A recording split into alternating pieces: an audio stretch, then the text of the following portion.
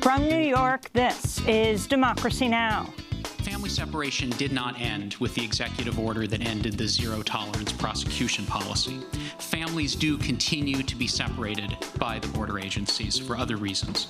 Please do not let this become a story that passes from the front page and passes from memory the moment that it's not something that we're hearing about every morning. After saying they'd remove 300 children from a Clint, Texas detention center, the Department of Homeland Security is moving 100 migrant children back.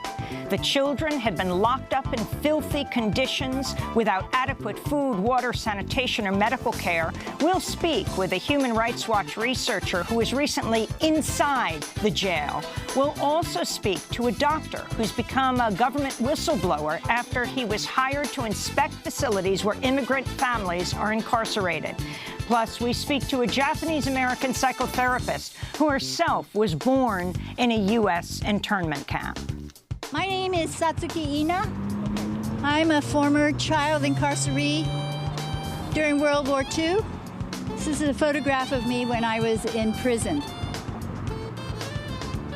75 years ago, 120,000 of us were removed from our homes and forcefully incarcerated in prison camps across the country. We're here today to protest the repetition of history. But first, Democracy Now's Juan Gonzalez will talk about his own experience meeting stranded migrant families in a Dallas airport. All that and more coming up.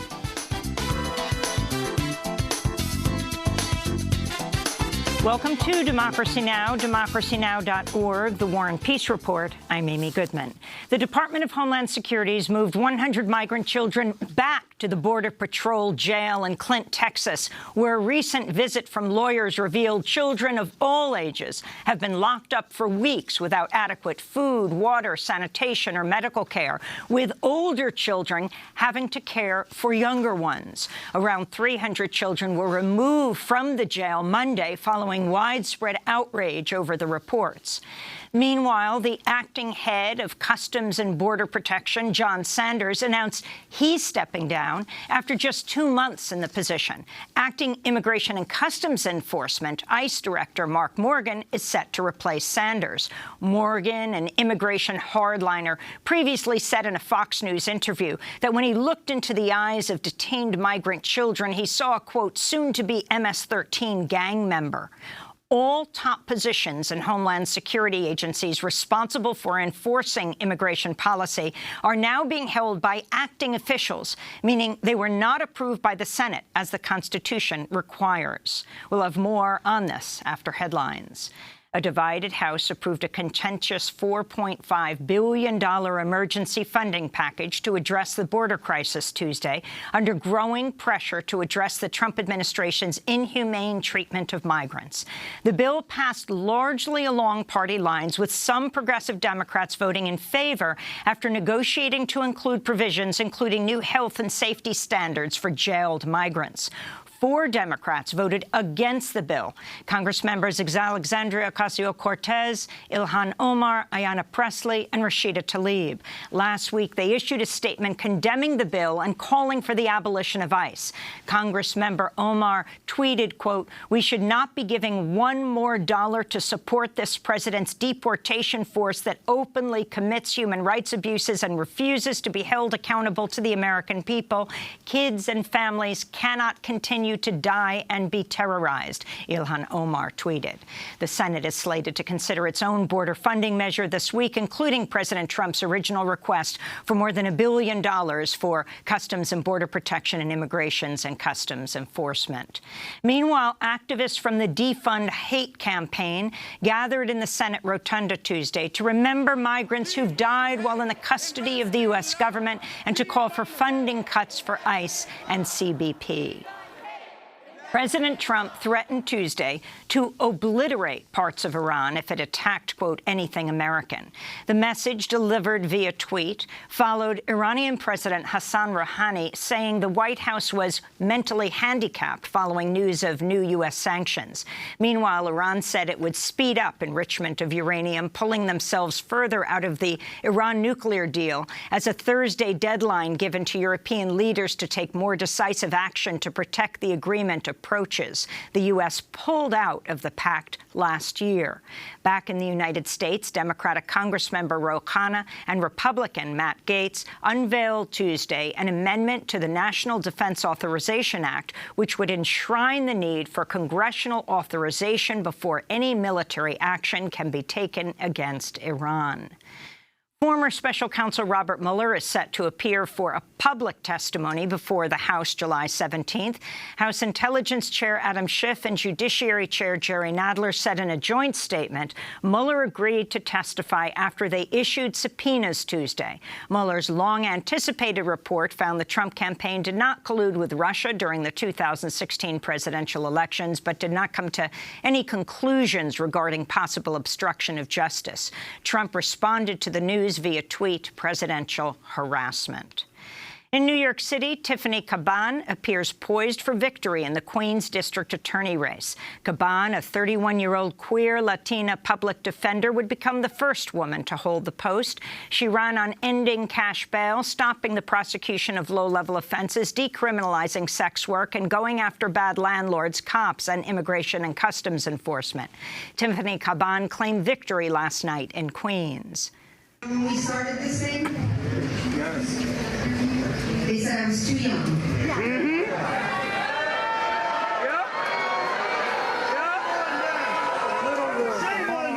said I didn't look like a district attorney.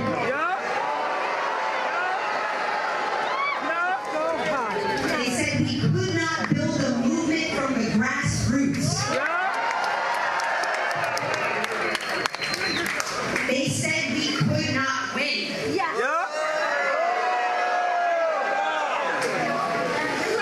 But we did it, y'all. Tiffany Caban holds a lead of just over 1,000 votes, with 99% of precincts reporting. But her main opponent, Queensborough President Melinda Katz, says she will not concede without a recount and with over 3,000 absentee ballots remaining to be counted.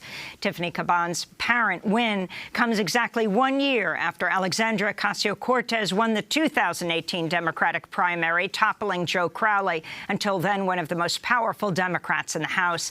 Ocasio-Cortez endorsed Caban in the race and tweeted Tuesday night as results rolled in, "We meet a machine with a movement." Go to our website, Democracy Now!, to see our recent interview with Tiffany Caban. South Korean President Moon Jae-in said today North Korean and U.S. officials are holding behind-the-scene talks in preparation for a third summit between President Trump and North Korea's Kim Jong-un. The two heads of state last met in Hanoi, Vietnam in February, but those talks fell apart after Trump walked away without making a deal. Although U.S. and North Korean leadership have hit a wall over the issue of sanctions relief, which North Korea says is a necessary condition for any denuclearization deal, Trump and Kim recently exchanged personal letters which appeared to indicate a commitment to renewing talks. The U.S. military reported 2 U.S. soldiers were killed in eastern Afghanistan today, one day after Secretary of State Mike Pompeo made a surprise visit to Kabul. Pompeo said the U.S. is prepared to withdraw its approximately 14,000 troops from Afghanistan, but says there is no timeline for such a move, and said the U.S. hoped for a peace deal by September 1st ahead of upcoming presidential elections in Afghanistan. Pompeo's visit came days before a new round of talks between the United States and Taliban. The talks have not included the Afghan government, which the Taliban refuses to negotiate with.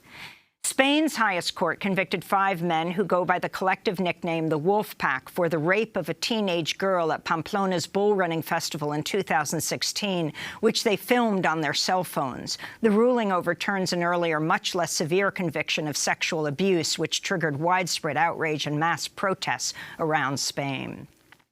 Back in the U.S., Illinois has become the 11th state to legalize recreational marijuana after Democratic Governor J.B. Pritzker signed a bill Tuesday allowing for the possession and purchase of small amounts of the drug. The legislation will pardon anyone with a nonviolent marijuana conviction under 30 grams. Individuals can petition the court to vacate convictions that exceed 30 grams. Nearly 800,000 marijuana-related cases could be expunged thanks to the new law. The bill also sets up a program to invest in communities most affected by the war on drugs. Illinois is the first state to both legalize marijuana and set up a marketplace through the state legislature. The law will go into effect on the first day of 2020. San Francisco is set to become the first U.S. city to ban the sale of e-cigarettes. City officials unanimously voted in favor of the ban Tuesday, and Mayor London Breed has indicated she'll sign off on it. The ban also applies to flavored tobacco products. Proponents of the bill say e-cigarettes have not been properly assessed by the Food and Drug Administration for safety. The spread of vaping among young people in recent years has raised concerns about the long-term health effects of the products. Opponents of the bill say the ban could cause people to turn back to conventional cigarettes.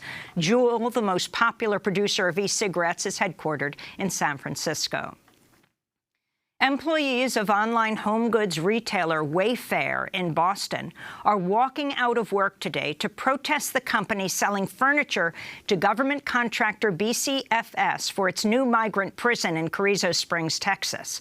Last week, over 500 workers signed on to a letter demanding Wayfair stop working with the government in the detention and mistreatment of migrants seeking asylum in the U.S. They wrote, quote, "We believe the current actions of the United States and their contractors at the southern border do not represent an ethical partnership Wayfair should choose to be a part of," unquote. Wayfair rejected the workers' demand. Immigration rights and legal aid group RAICIS applauded the action, writing, "No one who works for a company profiting from these camps should be standing idly by as children are dying. This takes a village," they said. The Justice Department is alleging California Congressmember Duncan Hunter used campaign money to fund expenses related to at least 5 extramarital affairs. Court filings show that Hunter used the money to pay for hotel rooms, car services, and bar tabs for relationships with congressional aides and lobbyists.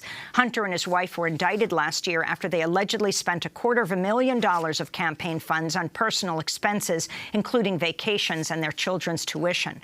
Hunter's wife pleaded guilty and agreed to cooperate with prosecutors earlier this month. Hunter's trial is set to be held in September. Congressmember Hunter was one of the first members of Congress to endorse Trump for president in 2016. More recently, he came to the defense of accused war criminal Navy SEAL Edward Gallagher, who's currently on trial for allegedly shooting unarmed Iraqi civilians and killing a wounded captive teenage combatant. Congressmember Hunter defended Gallagher by saying that that's Duncan Hunter and his unit probably killed hundreds of civilians while serving in Iraq in 2004. And the first of a 2-night-long Democratic primary debate kicks off in Miami, Florida tonight. 10 candidates are set to take the stage each night. In order to qualify, candidates must either earn 1% support in at least 3 polls or gather support from 65,000 unique donors. In D.C., climate activists from Sunrise Movement protested the Democratic National Committee's refusal to host a climate change-centered primary debate, camping out in front of DNC headquarters overnight. Become the model for a global, large nation and show to the rest of the world that it can be done, that we can transform our economy and our society into 100% renewable energy. And we can do it within the next 10 years if the DNC has the guts to allow us to have a climate debate, because we need a president in the 2020 elections to have the courage to have a progressive and bold agenda. And those are some of the headlines. This is Democracy Now!, DemocracyNow.org, The War and Peace Report. I'm Amy Goodman. And I'm Juan Gonzalez. Welcome to all of our listeners and viewers across the country and around the world. Well, Juan, it's great to have you back after your trip to Dallas. But can you explain what happened to you in the airport on Sunday or on Monday when you tried to return home? Right. This was actually Sunday. On Sunday afternoon, my wife and I were returning from a conference in Dallas, and we we were boarding a flight to Newark Airport when the flight had to, after being on the tarmac for an hour and a half, had to come back to the gate. There were a lot of thunderstorms, but then the entire power, apparently, in the traffic control system at DFW Airport went down. So all flights for several hours that were coming out of the airport had to be brought back to the gate. So there was pandemonium in general at DFW Airport. But right on our flight, we noticed that there were several other passengers who appeared to be Central Americans, obviously couldn't speak English, didn't know what was going on. And so we sort of tried to help them try to figure out where to go to try to rebook their flights. It turns out they were all Central American refugees who'd just been released from detention centers and were being basically shipped by the federal government to relatives somewhere in other parts of the United States. There was a young Salvadoran woman with a 4-year-old and a 2-year-old son, 2-year-old sons. There was a Honduran man with a teenage son. There was a Guatemalan woman with a with her young son. And in the case of the Guatemalans, they barely, not only didn't they speak English, they didn't even speak much Spanish. They were all talking basically in indigenous languages to each other. And so we tried to help them out, but they were totally lost, bewildered. They had no money. They didn't know. Most of them looked like they'd never been in an airplane before, and so they didn't even know how to figure out who to talk to or what to do. So we spent several hours trying to help them, but then we discovered that there were the American Airlines people were of no help whatsoever in terms of trying to assist these people because the lines were so long. But we discovered that there were several employees not of the airlines, but who worked in the airports. Contractors. No, these were individual employees, maintenance people and others who have been now for months trying to assist these stranded Central American refugees, trying to provide them food, blankets, whatever they could. They were doing it all on their own time and putting money out of their own pocket to try to assist these folks. The airlines wanted to ship them to Minneapolis or to Miami or to Greensboro, stay overnight in those areas to get new flights to go wherever they were trying to head to.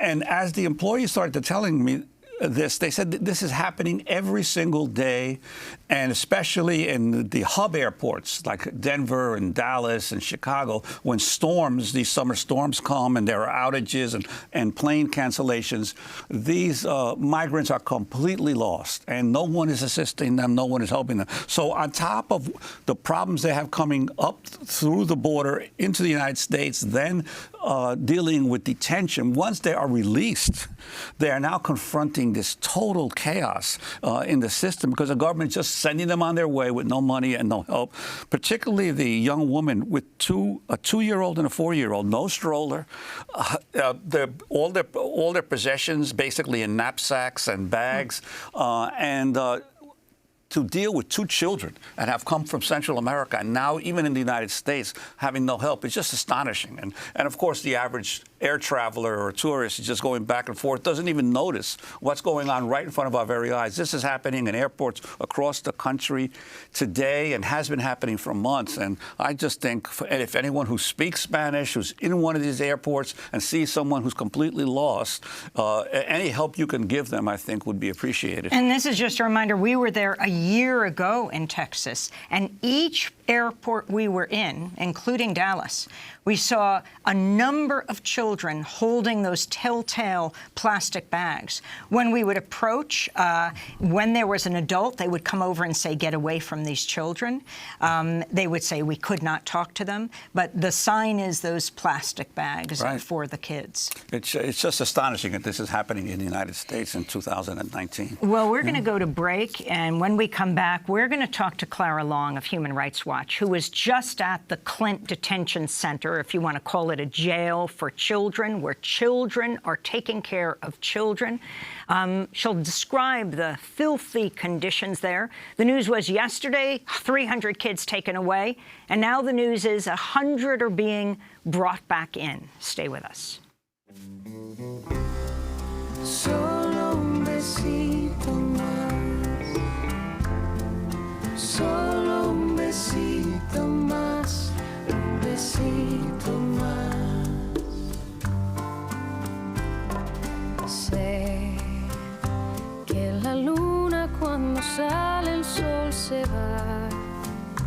que la dalia más hermosa del jardín se seca.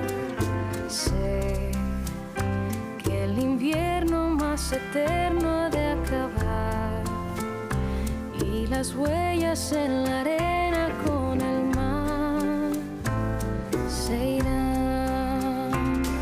Sé que no querías marcharte,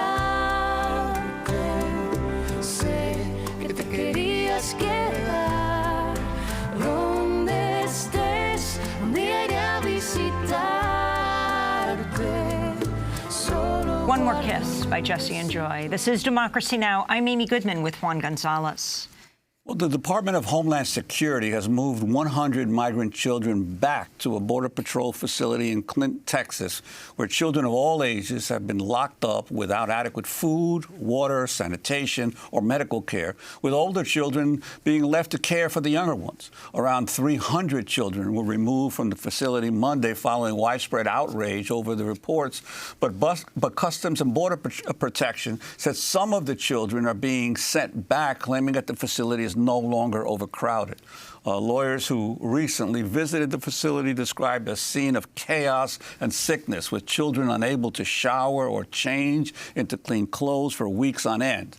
Meanwhile, the acting commissioner of Customs and Border Protection, John Sanders, has announced that he is resigning in July, just 2 months after taking the job. Acting Immigration and Customs Enforcement Director Mark Morgan is set to replace Sanders. Morgan is an immigration hardliner who has been criticized for his past comments. This is Morgan appearing on Tucker Carlson's show on Fox News in January. I know this may be controversial, but when the president referred to them as animals, I absolutely said that is correct. Those MS-13 members. And I can tell you, again, because I've worked it and I've been there as a chief, I've been to the detention facilities where I've walked up to these individuals that are so-called minors, 17 or under, and I've looked at them and I've looked at their eyes, Tucker, and I said, that is a soon-to-be MS-13 gang member. That is Mark Morgan, who has now been moved from being acting head of ICE to acting head of CBP, that's Customs and Border Protection. He also reportedly was pushing for the raids on families around the country this weekend that was announced by ICE, but then canceled, at least for now. Well, for more, we're joined by Clara Long, senior researcher at Human Rights Watch. She was part of the monitoring team that visited Border Patrol facilities last week, including Clint, where she interviewed migrant children held without their family members. She co-authored an article for CNN headlined, "We went to a border detention center for children. What we saw was awful." Welcome back to Democracy Now!, Clara. Describe what you saw at Clint, where now 100 kids are being sent back in after the government said they took out 300. Thank you. Thank you for having me, Amy. You know, I was there as part of a team of lawyers and doctors who volunteer to monitor these facilities on behalf of the Flores settlement, which is a decades-old legal settlement between the government and lawyers for children who are detained by immigration enforcement. And as part of that settlement, we don't actually have access to the locations, or to the facility where, to the whole facility where children are being detained. What we can do is speak to them because they're class members. Basically, they are clients. So we were sort of placed in this anodyne, interview room and given a roster of children who were in the facility. And when we got there on Monday, we got this roster, and it showed that there were over 350 children in the facility from 0 to 17 years old. And so we said, okay, we're just going to start calling the youngest kids. We're going to start calling the kids who, the young parents. There were some young mothers there with infants. And we're going to try to talk to the kids who it appears, based on this list, may have been here for the longest. And when the kids came into the interview rooms where we were sitting, one of the things we noticed was that we were calling kids who were listed as being 2 or 3 years old, and they were indeed alone in the facility. They would come into the interview room, usually together with a somewhat older kid, and the agents would say, "Oh, this kid is taking care of that other kid." And indeed, what the kids said was, if you talk to the older kid, often these toddlers were pre-verbal. Oh yeah, I've been taking care of, taking care of this toddler, because there's no one else to do it, and they're in my cell with me. So, I've been, changing their diapers, giving them food, making sure they're okay. And that was sort of how those interviews went. We ended up understanding from the kids that many had been there for weeks, and the kid who had been there the longest, who we spoke with, had been there for 26 days, and that's staying in these conditions that are really inappropriate for anyone for that amount of time, much less for a child. They hadn't been able to change their clothes for the most part. If they had gotten a shower or a bath, it was on the level of, say, once a week. Same thing with toothbrushes. In fact, they would say, we were allowed to brush our teeth, say, once a week, but then they told us we had to throw away the toothbrushes because you can't have them in the cell because they're contraband. So they wouldn't let them sort of take that kind of item back into these jail cells. A lot of them said, there are some beds, there are some mattresses, but kids do also have to sleep on the floor because they're just not enough. That's the facility that, after we decided that it was so urgent, we had to speak out. Oh, let me say just quickly, the other thing that really concerned us from the perspective of urgency was that many of the kids we called were visibly sick, running noses. Some of the younger kids had mucus-stained clothing. And then many of the kids we asked to speak with, they said, no, you can't speak with that child because they're in quarantine. We said, we'll go to the quarantine room, no problem. We'll send some team members to the quarantine room and have them immediately leave the facility if you're worried about us spreading infectious diseases. They said no, they never gave us access to these quarantine rooms, and we called a sort of a significant number of kids, almost, I believe 10 kids at least, who they said we couldn't see because they were in quarantine. So taken together, that made us... Go ahead, sorry. Yeah, Clara, now I wanted to ask you, first of all, in terms of how were you able to gain admission? Was this part of for President Trump, at least, the notorious Flores decision? You talk about how you got in, and also, who are the personnel here? Are these government employees or are these private contractors working for the government at this facility? Yeah. So the way that we got in is through this now notorious for President Trump, Flores settlement agreement, which gives access to the attorneys for the plaintiffs, who are all children detained by immigration enforcement, by Customs and Border Protection. It was, back in the day, it was INS. So it's all of the agencies that that took over from INS, including, of course, also Health and Human Services, which runs the big Office of Refugee Resettlement detention centers and shelters for children. So Flores counsel has access to all of these, to speak with children who are detained in all of these facilities, where the facilities are licensed for childcare. This is sort of counterintuitive.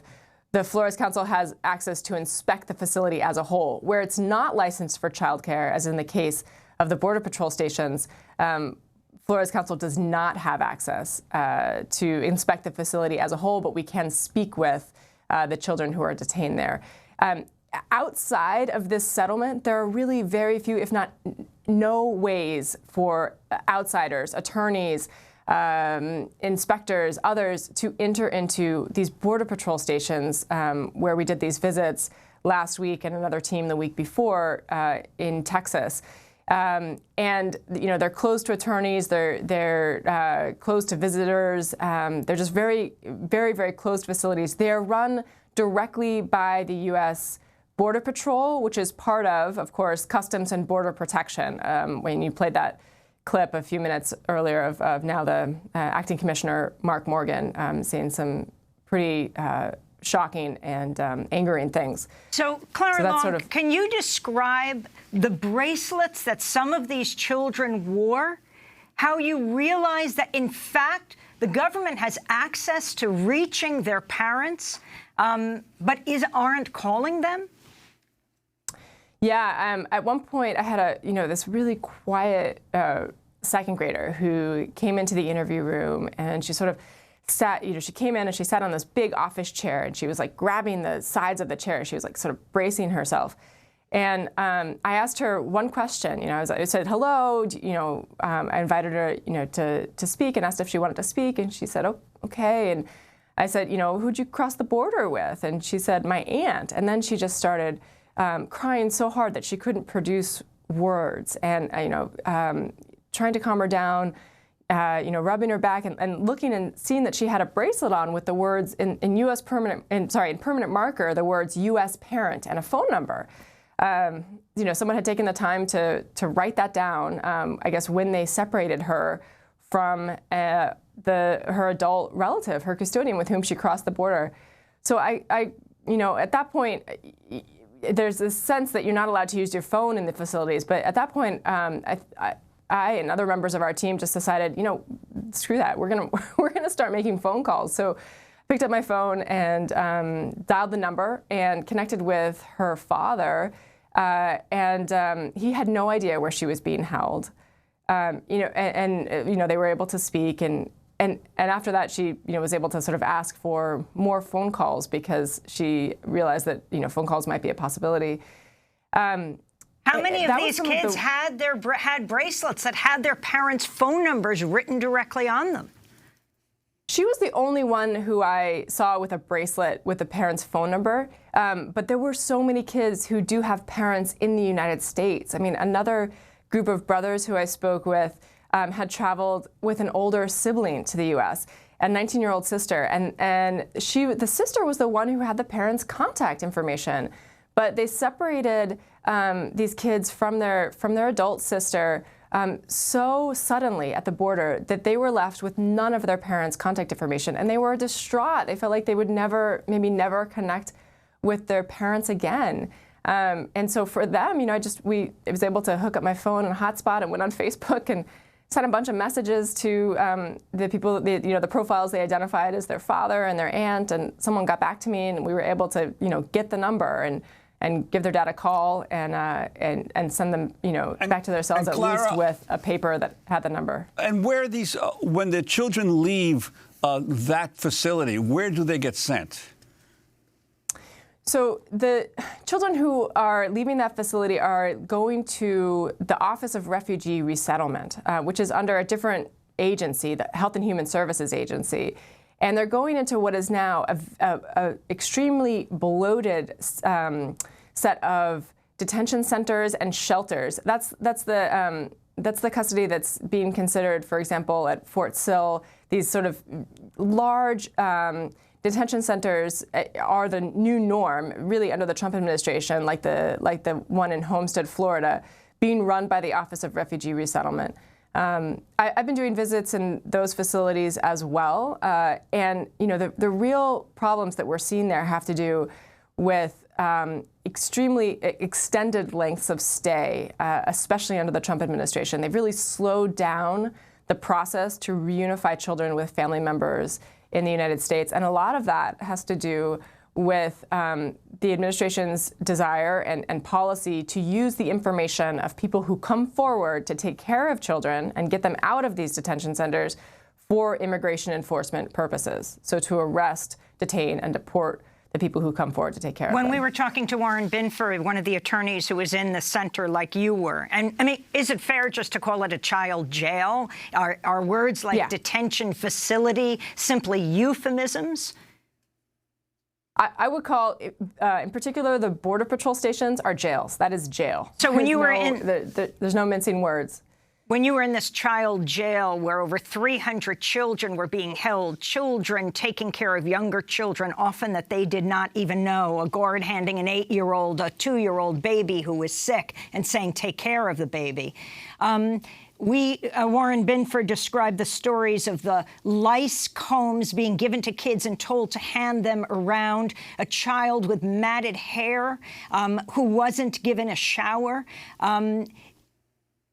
Warren Binford talked about the possibility of death in these facilities. And of course, we've seen one child after another dying in U.S. government custody along the border. Do you share the same assessment, Clara?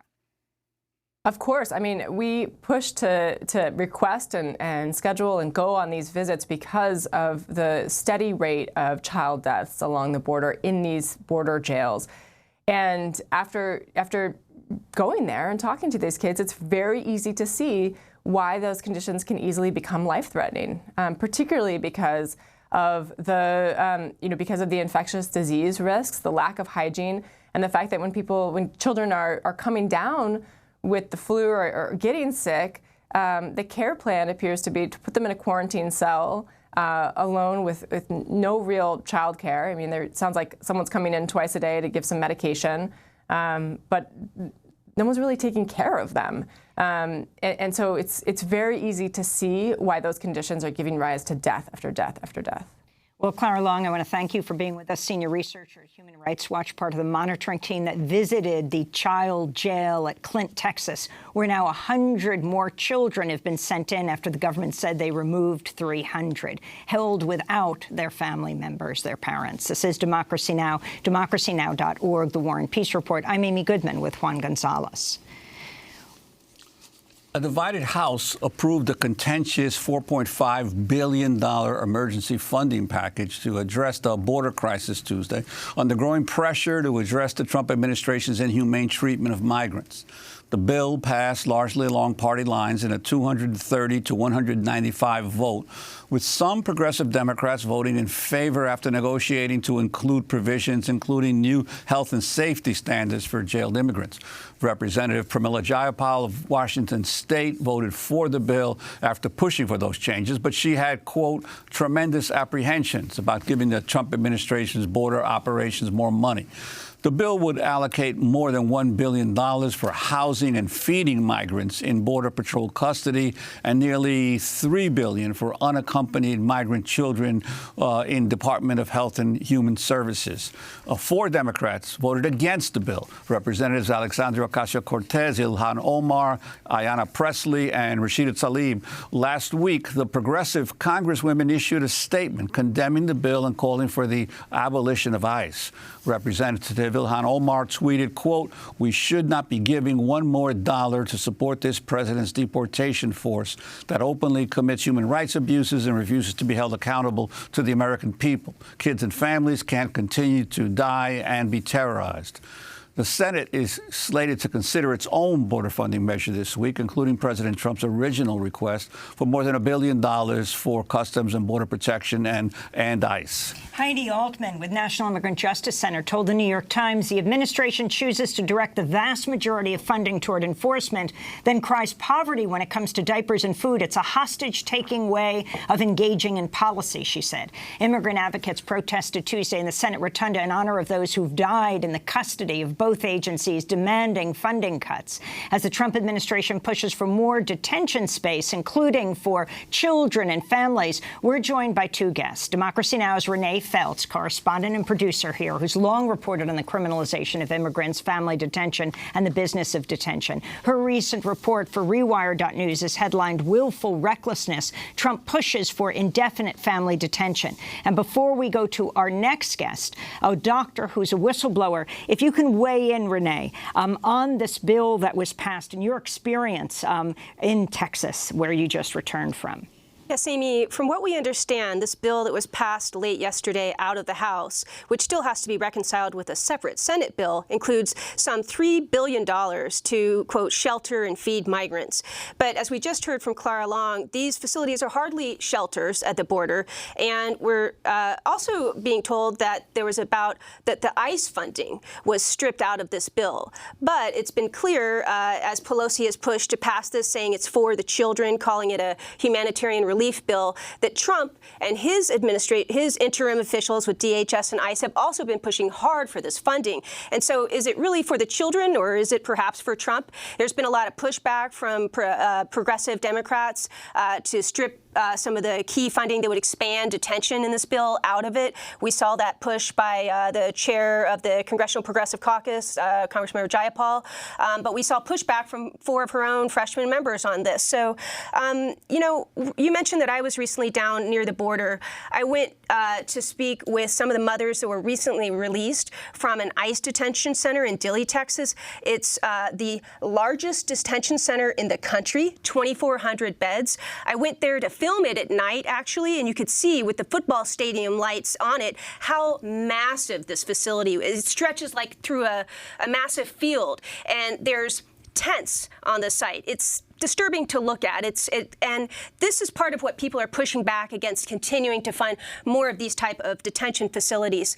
Interestingly, when I was in Texas, I went to San Antonio and I spoke with many mothers who were released first from a Border Patrol facility and then put in this ICE detention center.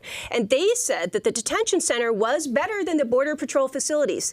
But when I asked one mother what she would change about her time in the ICE detention center, she said, menos tiempos, less time. So that's why people are pushing back on more funding for this type of facility. And Renee, what about the provisions that were put into this bill supposedly to hold these, especially these private facilities, more accountable? Is there any teeth to that from what you can tell? Or what? These are private prisons. That's right. These are immigrant detention centers. One's in a former medium security prison for families, and we'll hear more about that from Dr. Allen in a minute. But from what I can tell, these are some of the first provisions to try to push for accountability in a measure like this. So some could say that that's success. But, you know, enforcing that we'll have to see how that goes. Let's hear from a young mother from Honduras who described her experience in CBP shelter, as it's called. She was just released from this place along with her 8-month-old son when you talked to her. We were lost in the river.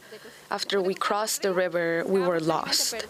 We were heading back, but a young woman stayed, and honestly, we said thank God when the Border Patrol arrived.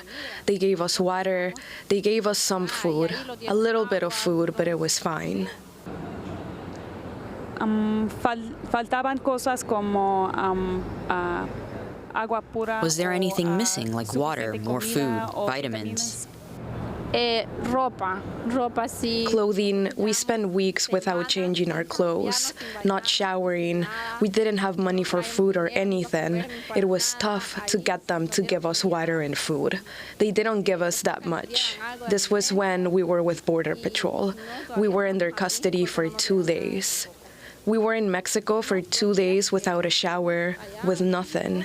We have not changed our clothes since we started the journey. Are there any other details you would like to share? There was a man who came with us. He brought a baby.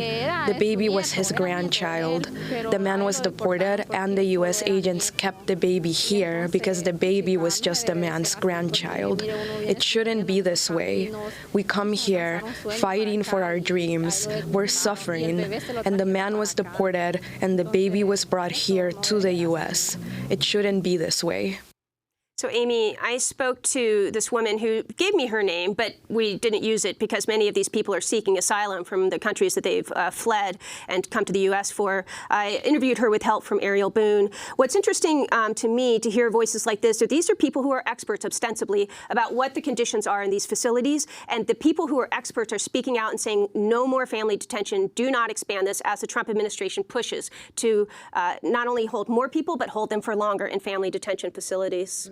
Well, we're going to break, and then we'll continue with Renee Feltz of Democracy Now!, correspondent and producer, as well as a special guest that we bring you right now, who is named Dr. Scott Allen, a government whistleblower who was hired in 2014 to inspect facilities where immigrant families are incarcerated. He's speaking out now on Democracy Now! Stay with us. Can you see strength in my eyes? I used to sleep through the night. Then hurricane, there were no lights, no sirens, just guns. It was violent and we had to run or die. I'm running. I'm running. I'm running. I'm running. So much time wasted in 17 years inside a fence. Running by Gregory Porter. This is Democracy Now! I'm Amy Goodman with Juan Gonzalez. We're joined now by Dr. Scott Allen, a government whistleblower who was hired in 2014 to inspect family facilities where immigrant families are incarcerated. He's still on contract with the Department of Homeland Security's Office of Civil Rights and Civil Liberties. He and Dr. Pamela McPherson were shocked at what they observed during their inspections and raised concerns internally. Last year, they contacted lawmakers to speak out against family separation and family detention and continue to do so now after their concerns were ignored by the Trump administration. They were recently awarded the 2019 Rittenhour Prize for truth-telling. Dr. Scott Allen joins us from Irvine, California. Welcome to Democracy Now!, Dr. Allen. Can you tell us what you have found and why you've decided to speak out? You are still on contract. That is correct, Amy, and thank you for having me. What Dr. McPherson and I have been advising our government for really going back to 2014, but more intensively over the course of the last year, is that a policy that prioritizes confinement of children over care of them is deeply flawed. A lot of the chaos you're seeing on the border with the detention of children and their families is a predictable outcome of these flawed policies. And we made specific warnings against these practices really from the very first days. We first inspected the very first family detention facility in 2014 in Artesia, New Mexico. That experience was very important in illustrating that it's very difficult to keep children safe in detention.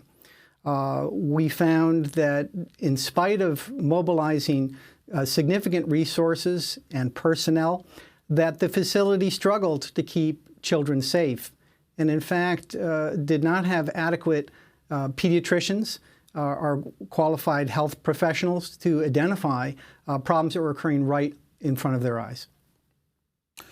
And Doctor, of course, this started under President Obama, the first family detention centers, and been ramped up now under President Trump. And your sense.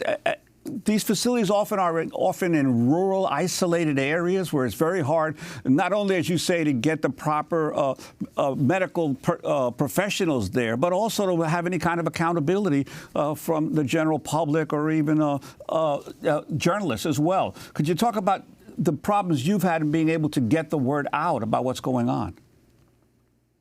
Well, yeah, there have been problems all the way through with transparency of these facilities.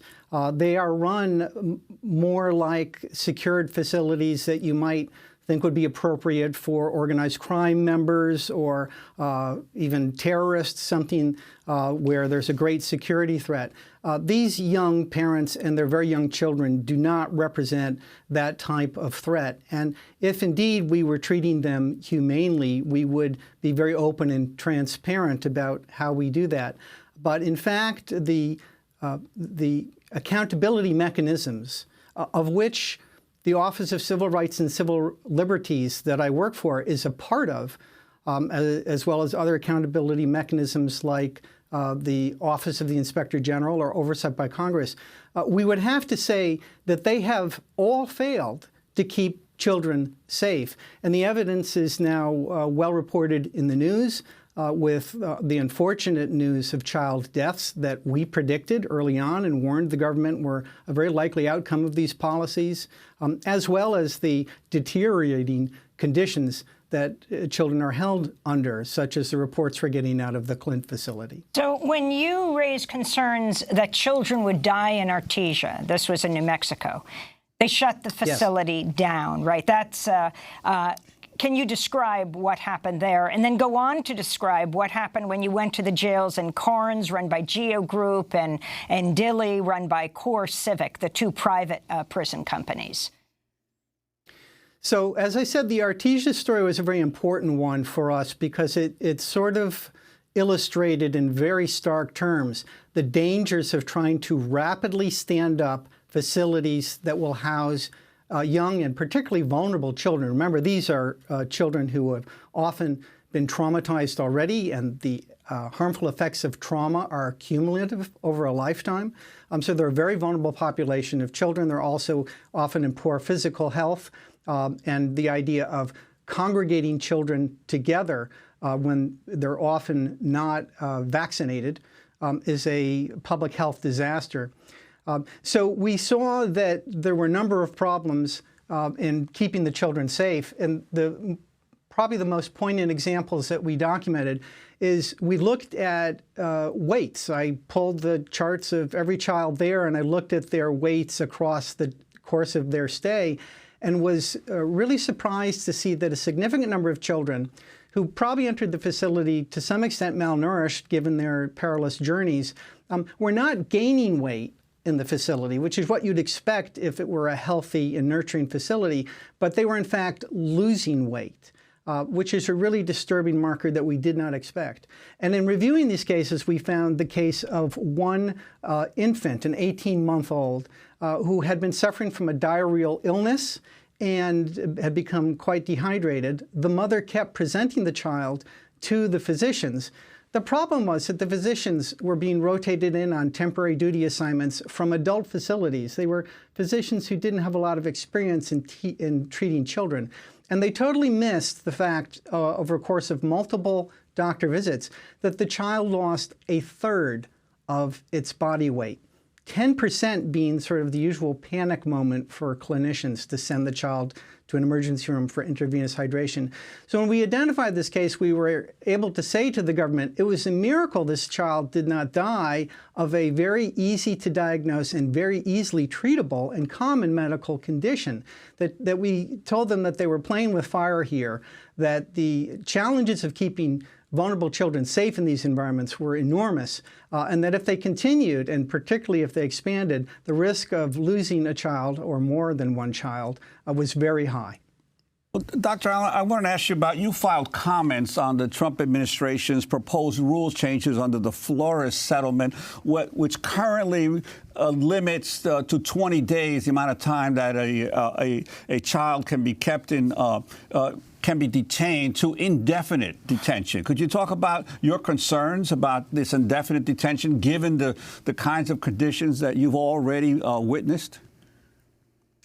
Well, yes, it's a very important point. First, let me start by saying that as physicians, we are keenly aware of decades of literature that show us that the confinement of children in and of itself is harmful to their health, leading to increased risks down the road, lifelong increased risks of depression, anxiety, post-traumatic stress disorder, and even physical health problems like heart disease and diabetes. This is well known. That's a result of confinement itself, the toxic stress of isolation from community. But this is exacerbated when the confinement is indefinite. The additional stress imposed by uncertainty of the future can increase the trauma. All of that harm is known before you even get to the types of things we've just been talking about. If you can't provide the necessary supports to care for a vulnerable child population, the harms can be exacerbated. This is what really distressed us, is that in addition to the known harmful effects of confinement, we knew that the government would struggle under the best of circumstances to be able to provide adequate resources to keep these children safe. And in fact, everything that's followed has confirmed that worry. Dr. Allen, are you calling for more whistleblowers? I think accountability and transparency is important.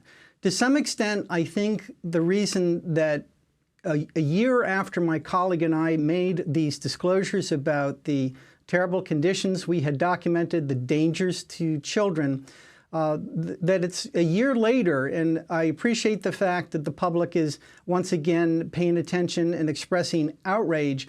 But I think the challenge is that we're relying on reports, on accounts, but we're not seeing, as the public, what's going on inside these facilities. Remember, for those of us who do get to visit these facilities and enter them, we're looking into the eyes of young mothers. We're looking into the eyes of young children who are suffering under these policies, and we see the human cost. I think most Americans, if they were confronted with the humanity of what we are doing here, would be outraged and would not tolerate it.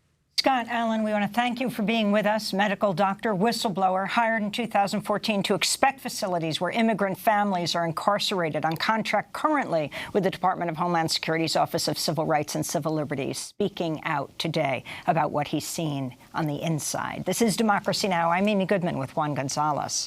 We turn now to look at the traumatic impact on the mental health of migrant children from being held by the Border Patrol and in Immigration Customs Enforcement detention centers. In Oakland, we're joined by Satsuki Ina, a psychotherapist who was born in the Tule Lake Segregation Center, a maximum security internment camp for Japanese Americans during World War II. This past weekend, she risked arrest along at a protest against the plan to detain migrant children at Fort Sill, Oklahoma, the site of a former Japanese American internment camp in World War II. Satsuki Ina, welcome to Democracy Now! We played a clip of you from that protest that Democracy Now!'s Renee Feltz covered in Oklahoma on Saturday. As you listen to these descriptions of the children, and you yourself having been detained, born at Tule Lake, what you call a concentration camp for Japanese Americans, over 110,000 Japanese and Japanese Americans were interned in the United States in these camps during World War II. What are your thoughts? Well, Japanese American community has come to realize that what is happening to children in these detention facilities is so resonant of the trauma that we suffered during World War II. And after decades of living our lives as compliant and quiet and demonstrating and proving ourselves as good citizens, many of us have felt that it's time for us to speak out, to protest, to resist, and to speak out in ways that we haven't in the past, because we know what these children are experiencing. We know what it's like to have family separation, to suffer the long-term consequences of the trauma of being incarcerated, for some of us, more than 4 or 5 years. We feel like it's really important to speak out. And you're also a psychotherapist. So talk about your own experience as a child interned and what you're seeing about the children who are interned today, who are jailed today, the psychological effects it has. So, yes, I was, my family was held for over 4 years, and I was born in a concentration camp.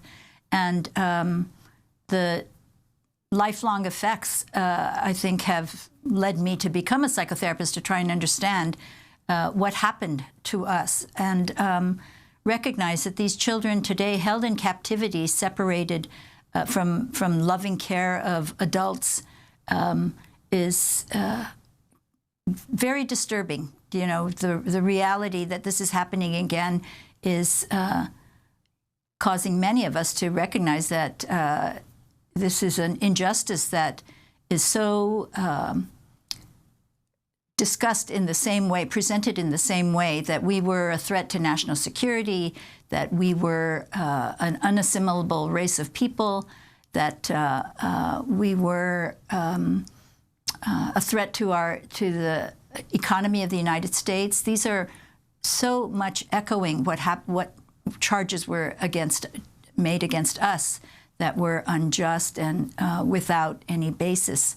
And these children are growing up in you know, a time of tremendous chronic states of trauma.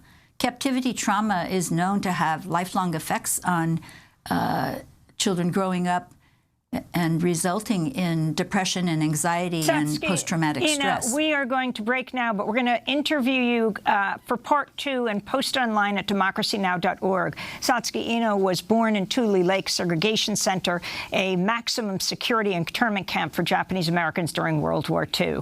That does it for our broadcast. Happy birthday to Karen Ranucci, Qasim Massoud, and Ava Crosby-Wallach. I'm Amy Goodman with Juan Gonzalez. Thanks so much for joining us. Special thanks to Renee Feltz.